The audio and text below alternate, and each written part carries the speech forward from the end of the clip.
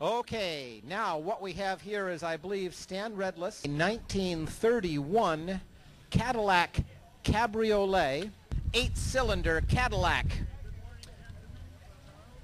Wow, well, you've got 5, 4, 3, 2. Good luck and have a great day.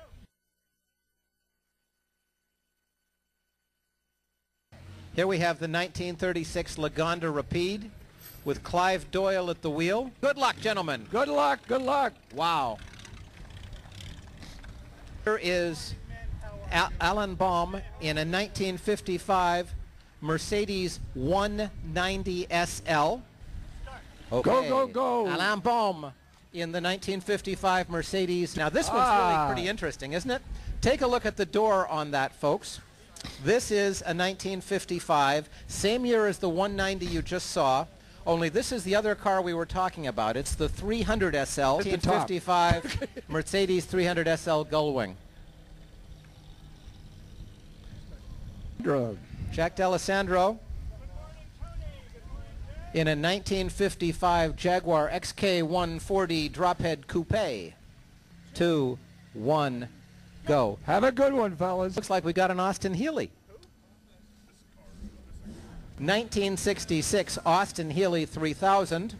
Austin Healey 3000 gently down the ramp, running over the photographers as he goes. The Porsche 356 of Dan Gonzalez. And this Porsche 356 built in 1965. This is one of the last 356s then. Bye-bye, Porsche. Okay, cool. There we go, and good luck to them. Is a 1952 MGTD, and it's driven by Jack Hasid and John Casorda. 2, 1, off and running. Have a good one. 1953 MG. There he goes. That's a great-looking car. Oh, it's Jim Shelley's. It is Jim Shelley's car. This is Squash. This car, ladies and gentlemen, belonging to Rally Master Jim Shelley, probably has run more road rallies than nearly anything here. Go Riverhead. Okay, Ladies there and they gentlemen, go. 1947 MGTC. All right. 3, 2, 1, now. Okay. The Ford Thunderbird of Anthony Liberatore and Michael Weiskopf. Being Step back interrupted and let again. them go. To bring it. Great car, really. Off and running, go. There they go. All right. This is a 1965 Chevy Impala SS, and it's driven by Gerald Montanino. Go. Go Okay. easy down here. Chevy Impala SS You got it. muscle car. Well, you can't barely see over the hood on that one coming down the ramp. Go again, another Jaguar. There's something about Jaguars, isn't Yes. there? Richard Just something Neary about and Frank Skinner. And cigar smokers. Probably the most elegant sports car we got here today. If you can imagine a sports car that's elegant. It's beautiful. It's great. Don Perry from Baltimore, Maryland, navigating Alan Patrickoff in this beautiful MGTD. 2. Okay, and Dawn Have a good has one, Howard. 2, not 1, 2 stopwatches as she goes off hoping to win the rally.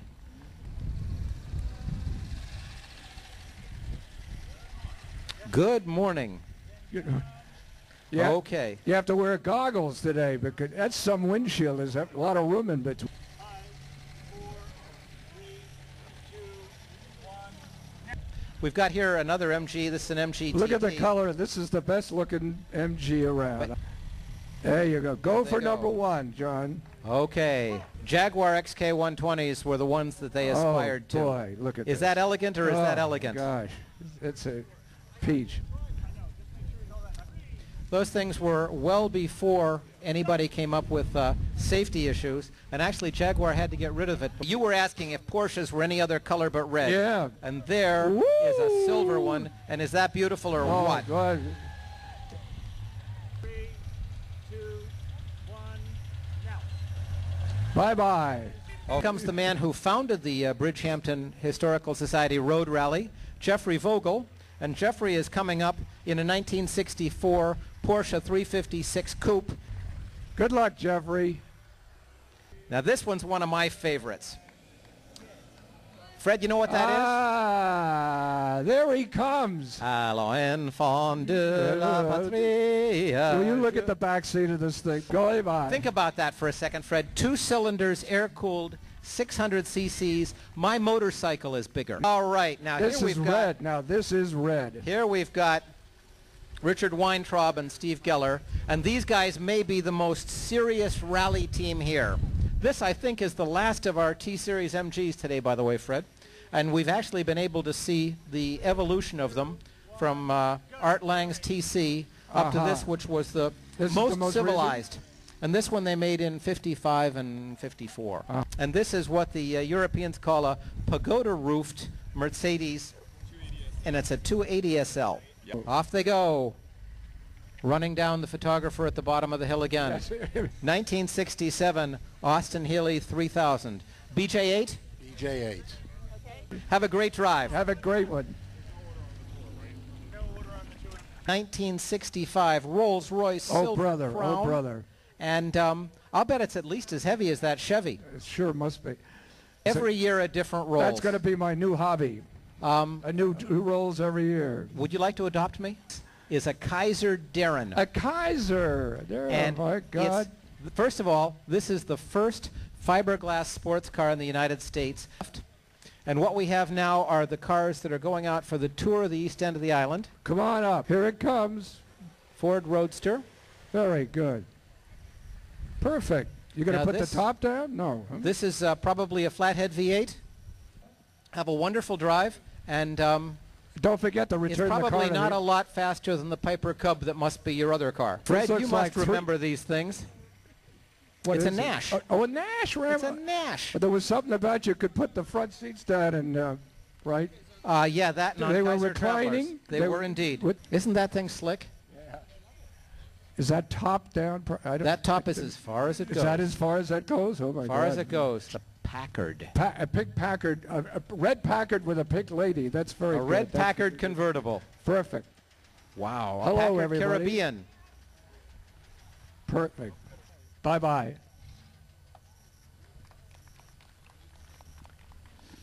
Well, have a wonderful drive, and we'll probably see you up here again. Bye-bye. So far, so good. Have a good drive. So long. What year is your TD? 1952. 1952 MG TD going off on the tour? Yes. Is this your first time here at Bridgehampton? Yes. Have a good trip.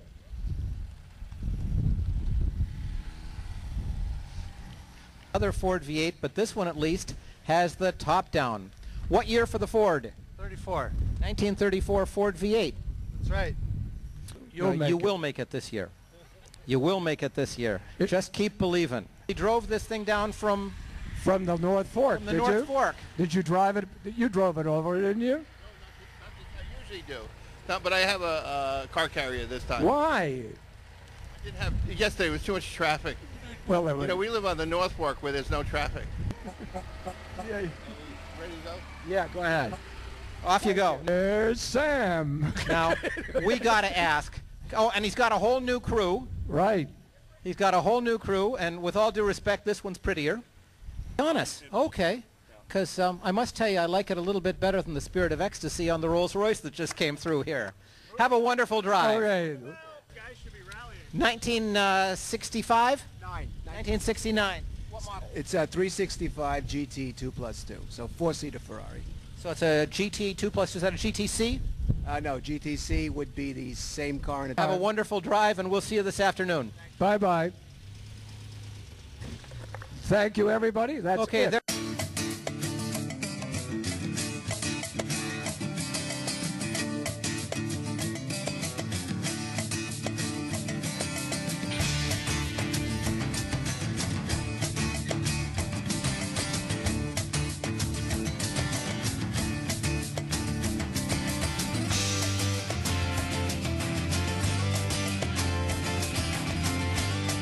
We're at the Gin Beach timing station here in Montauk, which is part of this Bridgehampton Road Rally. Stan, how's it looking out there? Absolutely wonderful. Weather could not be better. We think our timing's real good. We got a nice system going. We're feeling good. Okay, you guys are off to the lighthouse now, right? A timing stop first, right at the end of the road, and then we're going to circle the lighthouse. Okay, great. We'll be right behind you. All right, good. I'm looking forward to it.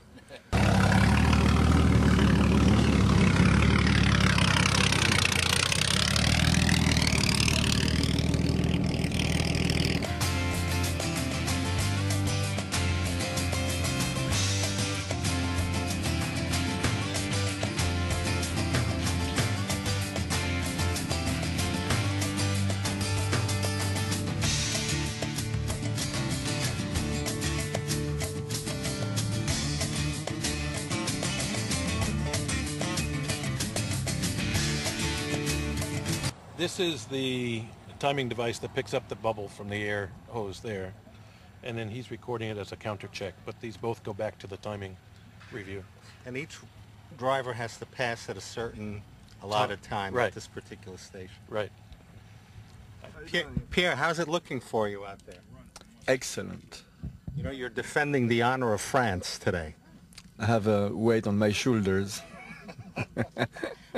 But I see you're well stocked in the back with the beautiful, what sort of a wine did you bring for this special occasion? Guess. I know it's French. French wine, man. Just in case we get lost, you know. Gentlemen, how are you doing time-wise? I know you're at the timing station here at Gin Beach. Well, we might have to use some shortcuts, but we won't tell anybody because we're way behind. But it's okay. Spirit is high. I think we're gonna make it. We're gonna make it. No shortcuts. Forget it. I must tell you, of all the people we've seen today, you fellas have the best attitude. You're taking it in the real spirit. Thank you. And your navigator, what's your name, sir? Michel. I am French also. You can realize with my accent also. Well, let's see if the French can win the day here in Bridgehampton. How's it looking out there, guys? It looks beautiful. It's a beautiful day, and just we're having a wonderful time. Right now we're at the midpoint of this event. We're at Gin Beach. You guys are defending, at one point you were champions of this, weren't you, a few years ago? We won last year also. We've won a few times. It's actually a new navigator, but I've won 3 times in 5 years. So. Fantastic. So you're the team to do it again. I hope so. Certainly hope so. Yeah, we certainly hope so. Are you having fun out there? Oh, this is great. It's wonderful. Beautiful day. You're keeping an eye on the time, right? I certainly am to the second, the 100th of the second. Well, you both We're look trying. terrific. This is what living in the Hamptons is all about. Oh, you day, better believe it. Beautiful event. Well, thanks for being part of it. Great, thank you. We're joined by a very important member of our team here at the Bridgehampton Historical Society, Miss Julia Shelley, and you really work so hard at this, but you must be very proud. I am so thrilled that I can arrange weather like this because this is what makes our day. Many of our cars don't have tops, and bad weather is really hard on them.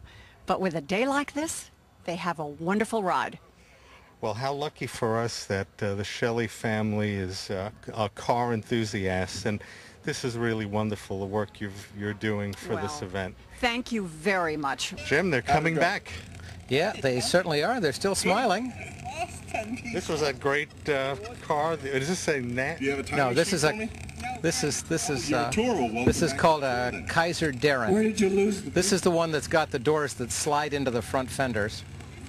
And I think the interesting thing as we stand here and listen to them is find out a little bit about what happened. She said everything was fine except we lost about 10 people. So, well, that's not too bad, I guess. So there were breakdowns along the way and people who couldn't finish the course. That's what she's implying. We'll have to see. Okay. Now they'll bring them up. Here comes Shirley with a U. Leftover enthusiasm. Hooray. Voila, Shirley with a U. No hands. Right-hand drive, too. 2 finishing ribbons. Congratulations. That's a certificate. Welcome home. Come on up. And in terms of this course from previous years, it was pretty challenging this year, wasn't it? I think the parts of it really were. Well done. Particularly Did out by... anybody on the way here? Nothing? Didn't hit anything? Particularly out around Montauk, I understand. And I know when we came into Still get 2 finishing ribbons. when we came into one of the Congratulations, turns, I was and thank looking you for very the much. road sign, and it had been knocked down sometime earlier, so I'm not sure what happened.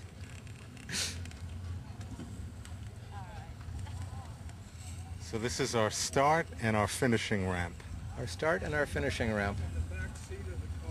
And if you note, they all look happy, and a few of them look relieved. Jim, your knowledge of this field of classic cars, how did you, you're an enthusiast, how did you come to know so much about I think this as subject? somebody once explained it, some little boys just don't grow up. I've always been in love with the romance of the vintage cars. I've been the editor of Vintage Sports Car magazine now for 21 years, I think. And I've been writing about them, and I've been racing vintage cars. And I think what I've found most fascinating, the cars are neat, don't get me wrong, I love the cars. But what's really neat are the people. And the people who come to them, and the people who really put the romance together. A little bit later, I'm going to have to talk about my old friend Bruce Stevenson. And you and I have talked about Bruce a few times over the years, and you've met him and interviewed him, and he's gone now. But Bruce founded these races in 1949, and he had come back all shot up from the war. He was a fighter pilot. And he was, in fact, the truth is he was an invalid after the war. He could barely walk. He'd been flying a P-47 Thunderbolt, which is a big, big, heavy airplane. And he got shot down over Italy, and they thought he was going to lose his legs and all of that. He came back, and the idea, I think, of being a fighter pilot is you've got a lot of energy and you've got a lot of, I guess, need for adrenaline, or you develop that. And so he thought it'd be wonderful to go sports car racing like these other guys.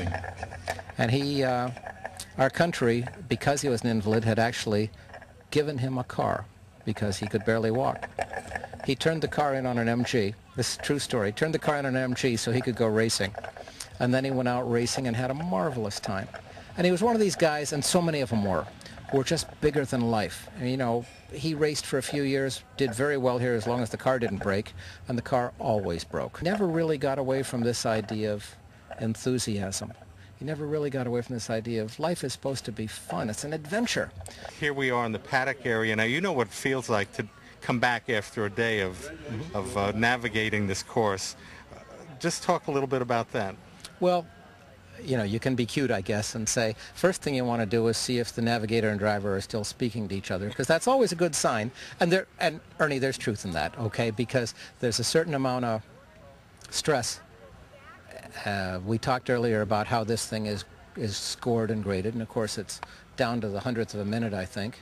And so you really have to be pretty precise. And there'll be a certain degree of fatigue associated with that because of the intensity of paying attention. But an awful lot of it, you're going to see a genuine amount of being tired. I mean, if you look over behind us over there, you'll see Arthur Lang coming in his 1947 MGTC. Now, they're wearing their funny little helmets, and they've been bouncing around in that car since 10 o'clock this morning. And bouncing around in that thing for that many hours, trust me, it's fatiguing, but it's exhilarating. So they look like they're still smiling. They're happy, but people are going to be tired, and they know that there's strong drink waiting under the tent, and I expect a few of them are going to head in that direction. And you'll, if you listen carefully, hear some neat stories as they talk about the smart things they did, and the better stories will be the stupid things they did. I'm joined by the Executive Director of the Bridgehampton Historical Society, John Ellickson. Right. And Mr. Fred Cammon. Fred, you're involved with everything out here. Let me start with you, Fred, because I've known you a million years. We have indeed. Thanks for hosting this event. We have all of your expert commentary in the start of this race, but now we find ourselves in the same spot, but it's now the finish of this race. Same sign, though. What an event. What an event. This event is for the benefit of the Bridgehampton Historical Society. That's right. You're one of the volunteer and board members. Yeah, well, I'm no longer a board member, but I'm a volunteer, so that's good fun. Well, let's thank John for all the great work he's doing here. Oh, yes. You've turned this into a real destination, haven't you? Well, we're trying, but it's certainly not just me or me at all. It's our board of directors, our staff, and volunteers. We've just been very lucky. We have a great crew here. And certainly the Shelleys, Jim and Julia, you know, take full credit, deserve full credit for this road rally. They do a wonderful job. They work. It's really labor intensive. They start probably in December, and they finish up here the last weekend in September, and they'll start again in a couple of weeks thinking about next year, and then they'll be working hard again in January. Right, part of our obligations is to give an award to a ribbon to our Winnie Hatch. Here we go. Anybody is welcome to join us as a member of the Bridgehampton Historical Society. They can either call us at 537-1088, or they can write to us, P.O. Box 977, Bridgehampton, New York, 11932, or they can certainly stop in. We have a great exhibit going on right now on Charles Addams and his love of cars and cartoons, and of course we have membership forms here, and we have a little gift shop, and we're happy to see people come in, but we really like to see people join us and support us and work with us to preserve the history and oral history of Bridgehampton. Second place finishers in the track class. I'm going to get this wrong. Just everybody stay with me in the track class. I have a real problem here because there's been a navigator substitution. Richard Weintraub, come up here and bring your navigator and tell me his name. Congratulations, guys.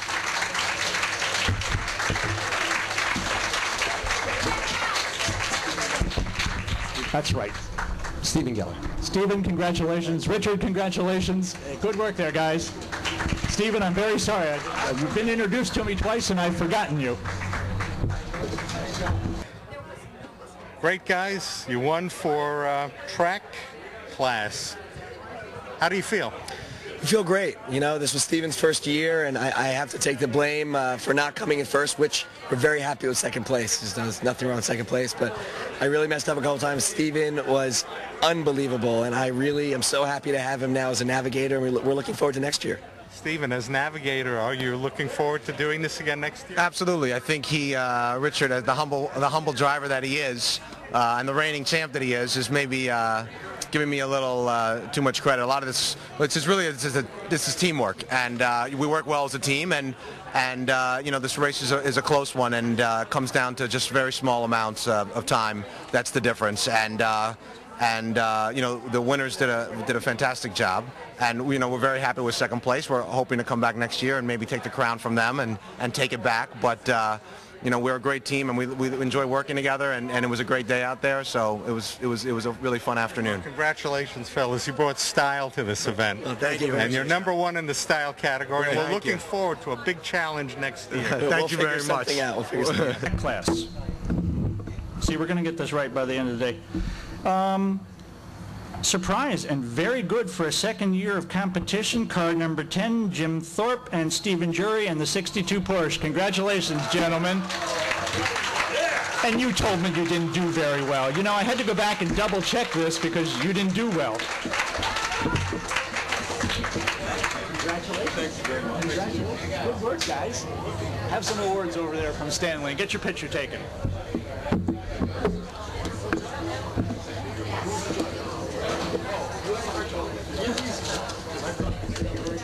We're joined by Jim and Steve, and you guys are proud winners also today. Talk to us a little bit about your prize.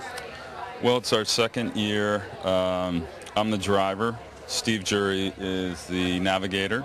We came in third last year, our first run. We run a 356 twin-grilled Roadster, 1962, and we had a beautiful day. I mean, it was really, really nice out. And we were actually shocked that we got first place. And anything you want to say?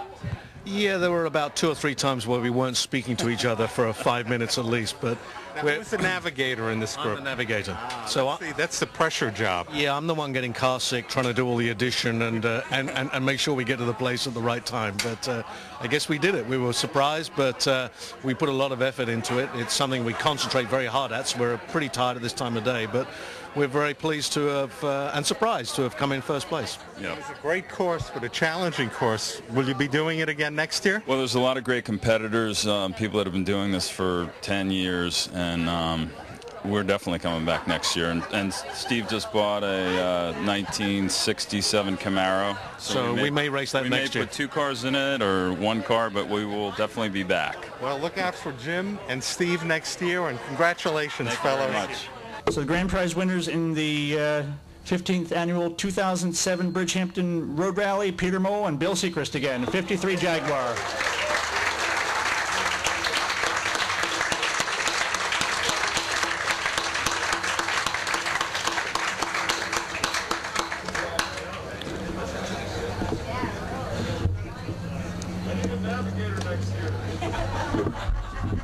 I'm going to work on that. Congratulations, Peter Mole, for this big victory. Well, thank you. Yes, finally, after all these years. Well, our viewers know you from the Hamptons Concours d'Elegance, but I guess you can spread the wealth in other events also, like the Bridgehampton Road Rally. Well, yes, this is a wonderful competition. It's beautifully run. Jim and Julia do such a fantastic job of putting it on, and it's great fun. It really is. And I've done it with various different people. Last year I did it with Jamie Albright, and we came in 10th. I didn't even meet her until the day before the event. And prior to that, my best finish was 7th with somebody who had never been a navigator before. And so it's wonderful to have achieved this with Bill Sechrist, who is a very, very experienced navigator.